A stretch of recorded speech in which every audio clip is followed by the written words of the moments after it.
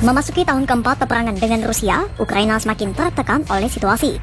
Wilayah Kiev makin tergerus, dikuasai pasukan Rusia di sisi selatan. Ukraina kian terjepit saat jumlah pasukannya semakin menipis. Bahkan di hari pertama tahun 2026, pasukan Ukraina gagal menghalau semua serangan udara Rusia yang menghantam wilayah Odessa. Seperti apa situasi pasukan Ukraina sebenarnya? Pasukan Rusia semakin menekan Ukraina di beberapa wilayah sekaligus. CNN melaporkan sebagian besar pertempuran terjadi di sekitar kota Huliaipol yang terletak sekitar 80 km sebelah timur Zaporizhia. Deep State mencatat pada Senin 29 Desember 2025, pasukan Rusia di Huliaipol kini memiliki jumlah personel lebih banyak daripada tentara Ukraina. Pasukan Ukraina memang masih mempertahankan posisi mereka di beberapa bagian Huliaipol. Namun, wilayah itu kini telah menjadi zona abu-abu karena jumlah tentara Rusia lebih banyak. Lembaga pemantau independen Conflict Intelligence Team atau CIT melaporkan, saat ini Huliaipol mungkin memang sudah jatuh ke tangan Rusia. Karena pasukan Ukraina di Huliaipol sudah terlampau lelah karena mereka terus bertahan di posisi itu tanpa adanya rotasi maupun waktu untuk memulihkan diri.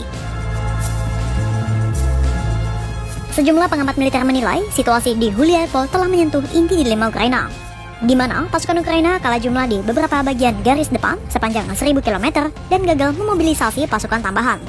Panglima tertinggi militer Ukraina, Oleksandr Syrskyi, mengakui bahwa pihaknya gagal mempertahankan Huliaipol karena pertahanan mereka yang lemah.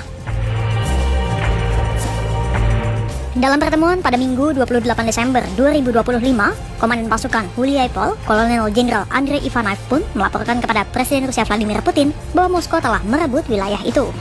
Tak hanya Huliaipol, Andrei juga mengeklaim Rusia telah menguasai lebih dari 210 km persegi wilayah di Dnipropetrovsk dan Zaporizhia. Ukraina pun mengakui bahwa mereka telah mengalami tekanan di wilayah selatan Zaporizhia.